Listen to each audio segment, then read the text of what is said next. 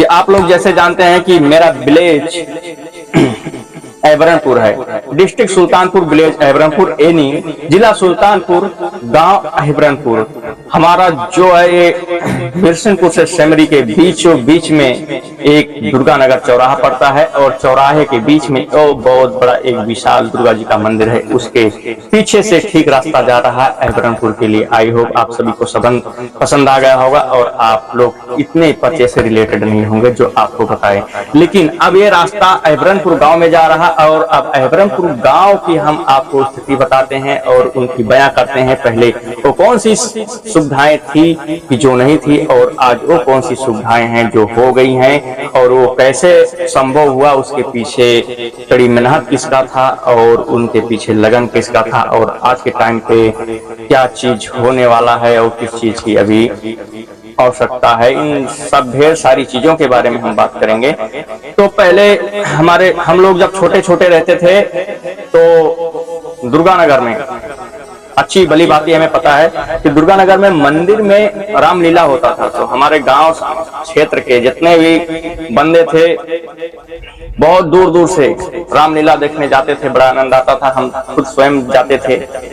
और लेकिन उस टाइम पे हमारे गांव में क्या सुविधा नहीं थी, उस टाइम पे हमारे गांव में सड़कों की सुविधा नहीं थी। सड़कों की बहुत स्थिति खराब थी कि हम लोग छोटे छोटे थे जब गांव से जाते थे और उस दुर्गा नगर के बीच में एक पुलिया पड़ती है जिसका नाम आज भी विख्यात है, बाहवा पड़ता है।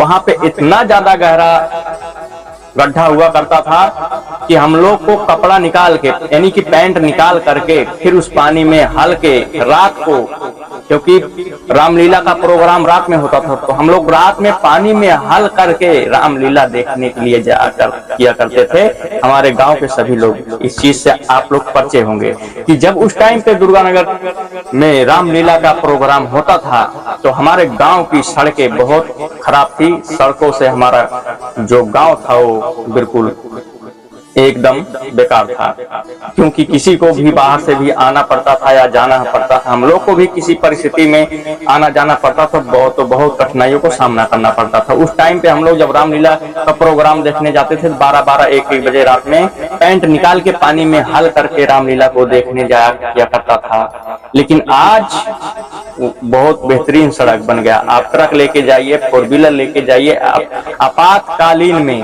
कैसे भी जा सकते हैं और जो आपका आधा घंटा का सफर था वो आप 10 मिनट में तय कर सकते हैं। इतना सुविधा और इतनी अच्छी सड़क हो गई है। कहीं न कहीं पहले जो प्रॉब्लम थी हमारे ऐबरनपुर गांव से सड़कों को लेके वो बिल्कुल खत्म हो चुकी है। लेकिन उसके पीछे कड़ी मेहनत और कड़ी जो है लगन, मेहनत, प्रयास किसका था, इसके पीछे देखो। हमें किसी के जात पात से पहले भी बोल चुका हूं, अभी भी बता रहा हूं, हमको किसी के जात पात से कोई मतलब नहीं है। जो सच्चाई है वो मैं दिखाता हूं और मैं दिखाता भी रहूंगा। किसी को बुरा लगे तो कोई बात नहीं, किसी को अच्छा लगे तो वेलकम है। क्यों? ठीक है, क्योंकि मैं सबके मुताबिक बात कर नहीं सकता हूं। जो सच्चाई है वो मैं दिखाता हूं, जिसको अच्छा लगे तो वेलकम है और जिसको बुरा लगे उसको भी वेलकम है। तो हमारे गांव में श्री माननीय श्री राम आधार मिश्रा जी थे, जो कि वो अब हमारे बीच में नहीं रहे। बहुत बढ़िया इंसान थे। तो श्री माननीय राम आधार मिश्रा जी बहुत वो गांव के लिए प्रयास किया करते थे। मतलब इतना वो गांव के लिए सोचा करते थे और गांव के हित में काम करते थे। हालांकि वो गांव वालों से भी किसी छोटी छोटी बातों में लड़ जाते थे, लेकिन उनके अंदर आज जैसे जो है संस्कार नहीं था। उनके अंदर वो संस्कार पला हुआ था जैसे अपना जो गांव है उनको अपना एक परिवार सा लगता था। जो है उनका कहीं ना कहीं जो संस्कार था, जो व्यवहार था, बहुत अच्छा था। अगर वो इस चीज को हमने नोटिस भी किया हूं, क्योंकि जब वो थे, अब तो हमारे बीच में नहीं है, लेकिन जब वो हमारे बीच में थे तो हम उनके साथ बहुत करीबता से जानते हैं, क्योंकि वो हमारे गांव में और हमारे घर के बगल में रहा करते थे। तो उनको हम बहुत अच्छे से जानते हैं। लेकिन इसलिए हम उनका नाम आज इस वीडियो में चर्चित नहीं कर रहा हूं कि वो हमारे बगल के थे।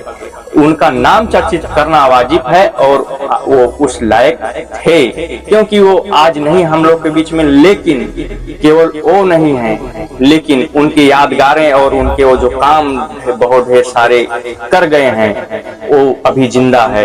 कहा गया ना कि आपका जैसा कर्म रहता है वैसा कर्म हमेशा मरने वाला नहीं होता, इंसान चला जाता है लेकिन कर्म यहीं रह जाता है, जो जैसा करता है वैसे कहलाता है। तो उन्होंने जो काम करके चला गया वो सदियों पीढ़ियों दर पीढ़ियों चलता रहेगा, वो कभी मरने वाला नहीं है।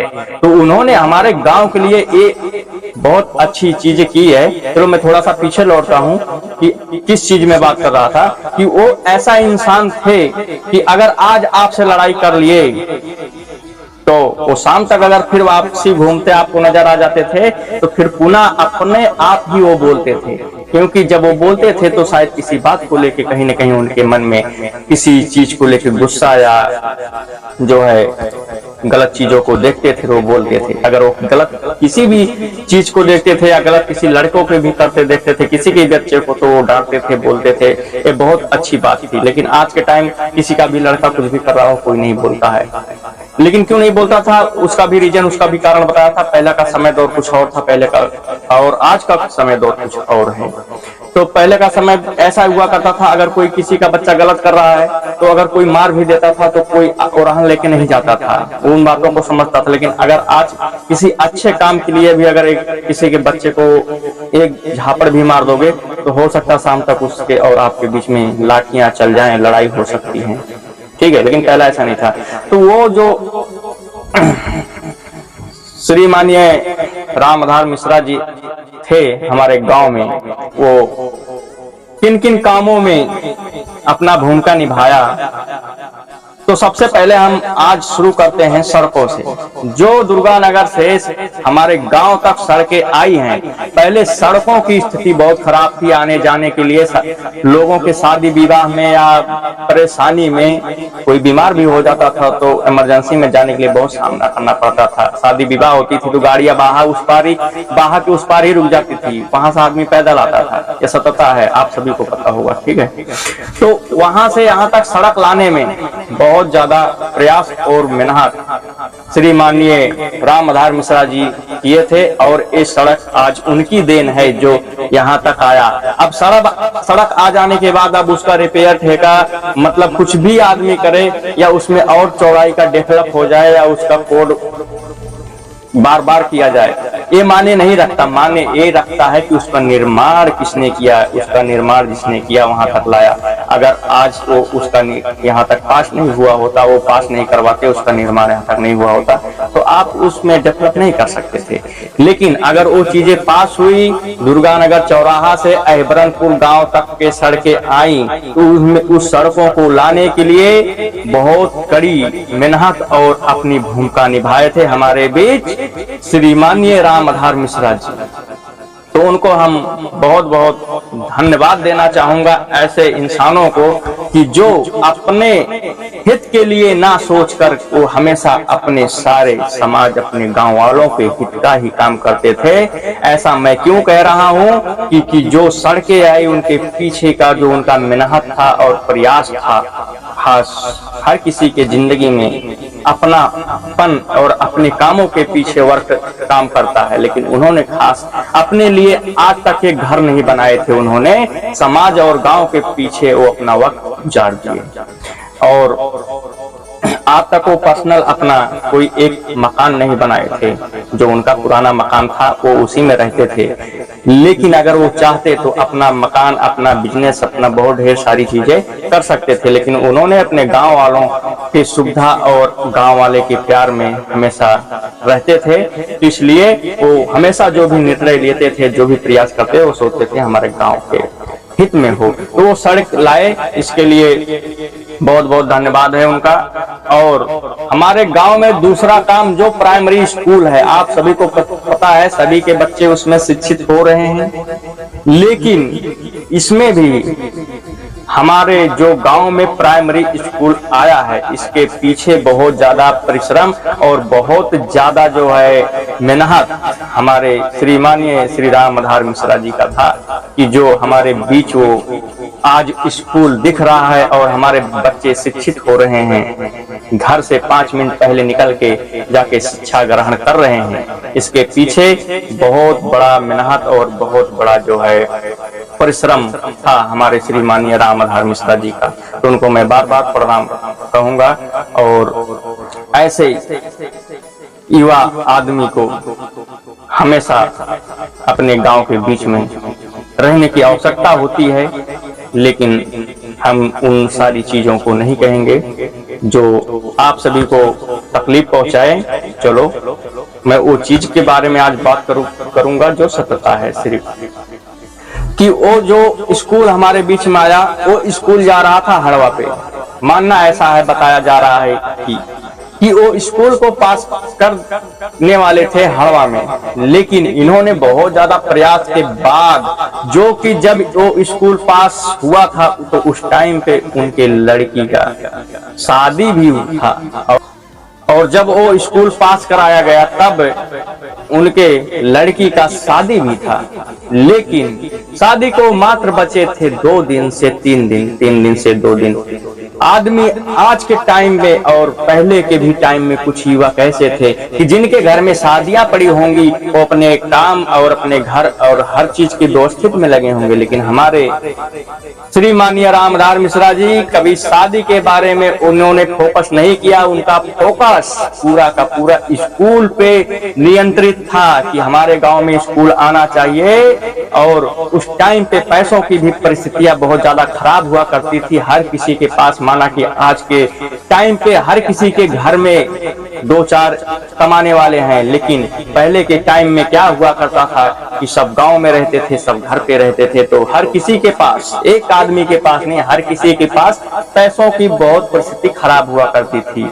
तो उस टाइम पे उनके पास इतना पैसा भी नहीं था कि हर किसी काम को वो तत्काल करा सकते थे। किसी भी काम को करना होता था तो मोहलत लिया जाता था और दूसरों से मदद लिया जाता था। तो ऐसा कुछ हुआ था उस टाइम पे जब स्कूल पास होने का टाइम था, हो रहा था, तो उनके लड़की का शादी भी था। श्री माननीय राम आधार मिश्रा जी के लड़की का शादी भी था उस टाइम, और शादी मात्र 2 से 3 दिन बची हुई थी। और उसके बीच में जोर तो ये दिया जा रहा था कि वो हड़वा के लिए खींच रहे थे, लेकिन श्री माननीय राम आधार मिश्रा जी का पूरा फोकस और चाह था कि स्कूल हमारे गांव में आए। लेकिन उनकी वो कड़ी मेहनत और लगन रंग लाई, वो अपने कार्य में सफल रहे। स्कूल तो अहिबरनपुर में आ गया, लेकिन उनके पीछे का जो टारगेट और जो कड़ी मेहनत थी उसको बहुत ज्यादा स्ट्रगल किए कि बताओ, जिनके घर में शादी हो, शादी 2 से 3 दिन बची हो, वो बंदा स्कूल के बारे में, समाज के बारे में, गांव वालों के बारे में सोचेगा कि वो अपने लड़की के शादी और उनकी सारी चीज व्यवस्थित करने में सोचेगा, माना। लेकिन उन्होंने कभी गम नहीं किया कि हमारे घर में शादी है, क्या होगा क्या नहीं होगा। उन्होंने अपना पूरा समय स्कूल को अहिबरनपुर के बीच में लाने में बिता दिया। और उनके पास जब थोड़ा पैसों की भी तंगी थी तो उनके घर में बताया जाता है, और इस चीज को मैं गारंटी से कह रहा हूं, उन्होंने किसी से चंदा नहीं मांगा था और किसी से मदद नहीं लिया था। उनके घर में चावल रखा हुआ था और वो भी चावल बेच करके जाके वहां पे फॉर्म भरे थे। जो फॉर्म भरने की फीस होती थी, जो वहां की प्रक्रियाएं होती थी, वहां जो पैसा जमा करना पड़ रहा था, वो अपने घर का चावल बेच करके इस स्कूल को, जो आज अहिबरनपुर में प्राथमिक विद्यालय है, उसको लाने में वो काम किए थे। कि ऐसे बंदा, सोच सकते हो आप लोग कि एक दूसरों के लिए कितना महत्वपूर्ण थे। और आज भी वो हमारे बीच नहीं है, लेकिन उनका वो सारा काम बोलता है। और उनका मान सम्मान पहले जितना लोग करते थे, कहीं न कहीं उससे भी ज्यादा आज करते हैं उनके कामों को लेके। तो उन्होंने अपने गांव के लिए 2 काम ऐसे कर गए कि जो सदा के लिए इतिहास रच गए। एक हमारे ग्रामीण क्षेत्र में अहिबरनपुर में सड़कों को बहुत बड़ी दिक्कत थी, उन्होंने सड़क लाया। और दूसरा चीज, स्कूल की जो सुविधा थी वो नहीं थी, हमारे गांव में स्कूल की सुविधा कराए। और तीसरा, लाइट हमारे गांव में नहीं थी। जब हमारे गांव में लाइट नहीं थी तो तब भी बहुत सामना करना पड़ता था हर चीजों का।